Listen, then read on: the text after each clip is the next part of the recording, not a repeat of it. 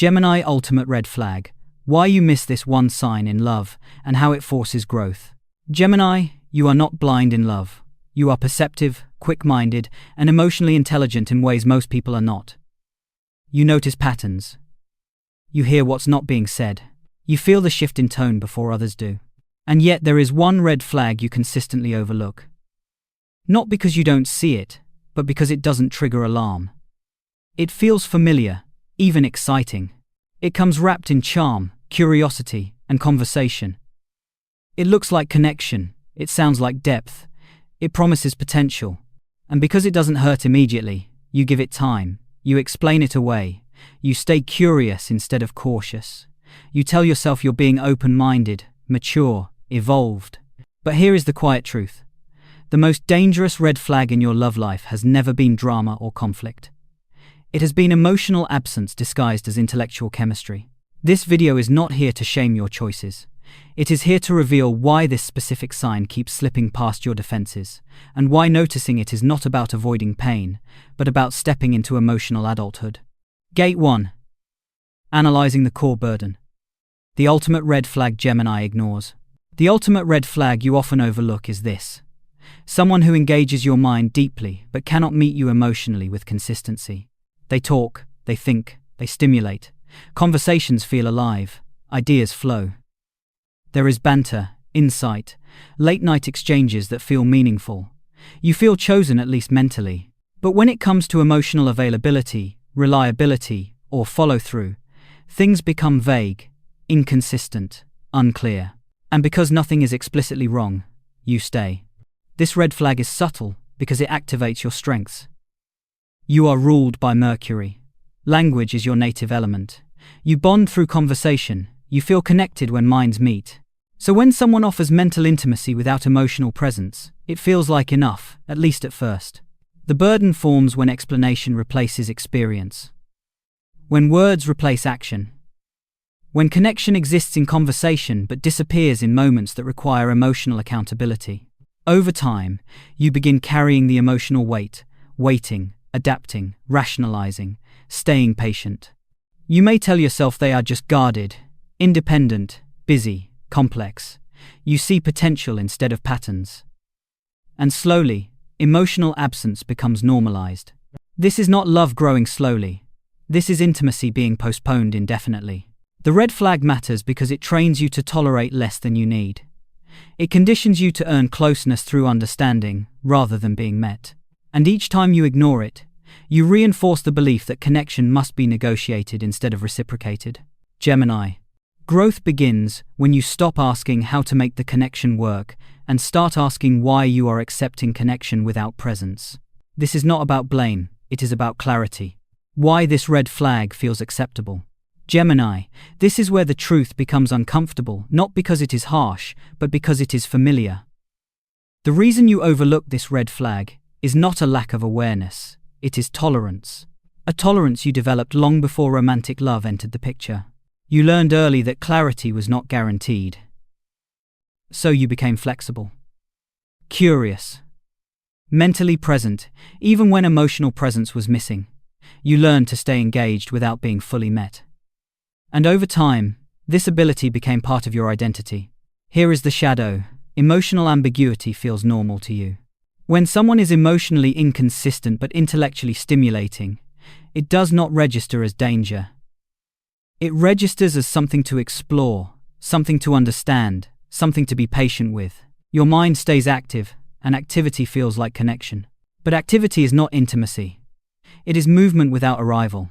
You often confuse freedom with distance. You tell yourself you value independence, space, non-attachment. And while that is partly true, it can also be a way to avoid the vulnerability of being fully seen and emotionally anchored.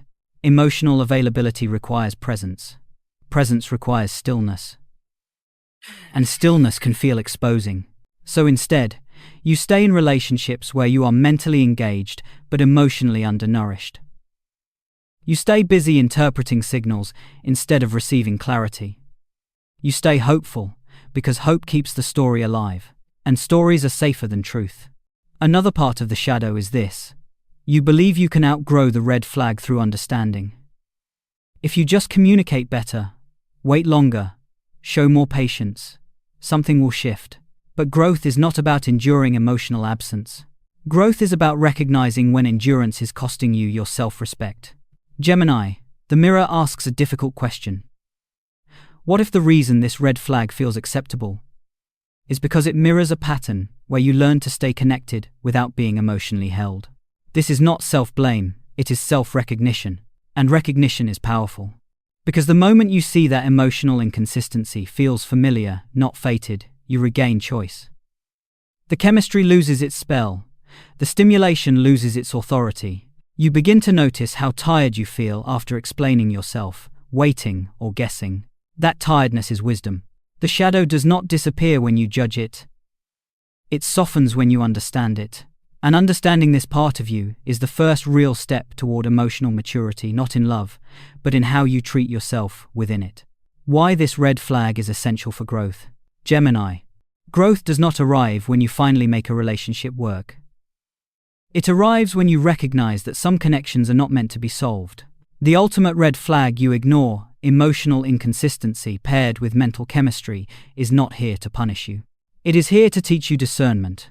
Discernment is different from judgment. Judgment asks, what's wrong with them? Discernment asks, what is happening to me in this dynamic? When you shift into discernment, your energy turns inward. You stop explaining the other person's behavior and start observing your own experience. You notice the subtle depletion, the waiting, the mental bargaining, the way your standards quietly lower while your effort quietly increases. Alchemy happens when you stop negotiating with ambiguity. This red flag matters because it forces you to confront a crucial developmental step, choosing clarity over chemistry. Chemistry excites the mind. Clarity stabilizes the heart. You have spent years trusting stimulation as a sign of connection. Growth asks you to trust consistency instead, even when it feels less thrilling at first. Here is the alchemy. You learn to tolerate the discomfort of letting go of potential. Potential is intoxicating because it keeps the story alive. But potential without presence is a promise that never arrives. When you release it, you may feel grief not for the person, but for the fantasy of who you hoped they would become. Allowing that grief is a mark of emotional maturity. Discernment also reframes effort. You realize that effort is not proof of love.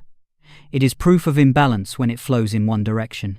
You stop asking how to be more patient and start asking whether patience is being reciprocated. This is not becoming cold or rigid. It is becoming honest. Gemini, the moment you honor this red flag, something powerful shifts. You stop trying to be chosen by emotional availability that cannot choose you back. You stop mistaking conversation for commitment. You stop confusing understanding with intimacy. This is not a loss of freedom. It is a return to self-respect. And self-respect is the soil where healthy love grows. Recognizing the red flag in real time. Gemini. The real test of growth is not whether you understand the red flag, it's whether you can stay present when it appears. Because this sign rarely announces itself loudly. It shows up quietly, early, and politely. And it asks you to choose between curiosity and clarity. Practical presence begins with slowing the start. When a connection feels mentally electric, your instinct is to lean in, talk more, share more, explore faster. Presence asks you to do the opposite. Let time do the revealing. Emotional availability is not proven by intensity, it's proven by consistency. Watch what happens when the novelty wears off. Watch how they respond to your honesty, your boundaries, your pace. You don't need to interrogate, behavior will speak if you stop interrupting it. Another real-time practice is listening for words without weight. They may say the right things. They may sound self-aware, emotionally literate, even vulnerable. But presence asks you to notice whether those words translate into reliability. Do actions follow? Do patterns stabilize? Or do you find yourself filling gaps again, explaining, waiting, accommodating? When you notice yourself working harder to maintain the connection than to be yourself within it, the red flag is already waving. Gemini, this is where your body becomes your ally. Before your mind rationalizes, check in physically. Do you feel grounded after interactions or restless? Energized or slightly depleted? The body registers emotional absence long before the intellect admits it. Trust that signal. It is not insecurity. It is information. Practical presence also means allowing disappointment without rescuing the dynamic. When someone cannot meet you emotionally, your old instinct is to soften it, justify it, or stay hopeful. Growth asks you to let the disappointment be clean, not dramatic, not accusatory, just honest. You don't need closure conversations or perfect explanations, you need alignment. And perhaps the most difficult practice of all, letting go without replacing. When you walk away from mental chemistry that lacks emotional presence, there may be a quiet emptiness, boredom, space. This space is not a mistake. It is where your nervous system recalibrates to a new standard. Resist the urge to fill it quickly. What arrives next depends on what you no longer tolerate. Gemini, practical presence is choosing yourself in small, unglamorous moments. It is noticing when you begin to disappear and stopping right there. That is how the red flag becomes a guide instead of a trap. Choosing clarity is the moment you grow. Gemini, the ultimate red flag was never something you failed to see. It was something you learned to tolerate. Emotional inconsistency paired with mental chemistry felt acceptable because it mirrored an old way of staying connected by understanding more than you were understood, by engaging without being fully met. But growth does not happen when you finally make that dynamic work. Growth happens the moment you decide it no longer gets to define your version of love. Choosing clarity over chemistry may feel quiet, unspectacular, even lonely at first. But it is the moment you stop performing intelligence in exchange for attention. It is the moment you stop negotiating your needs into something smaller. It is the moment you realize that love does not require you to guess. This red flag matters because it teaches you self-trust. It teaches you that your nervous system knows the truth before your mind begins to explain it away. It teaches you that walking away from potential is not failure, it is maturity. As this message ends, do not ask yourself who you should avoid next time. Ask yourself something deeper and far more important. What kind of emotional presence am I no longer willing to talk myself out of? Let that answer guide your next pause, your next connection, your next choice to stay or to leave. If this resonated, it is because you are no longer meant to repeat the lesson. You are meant to integrate it. Clarity is not the end of romance. It is the beginning of self-respect and the foundation of love that can actually last.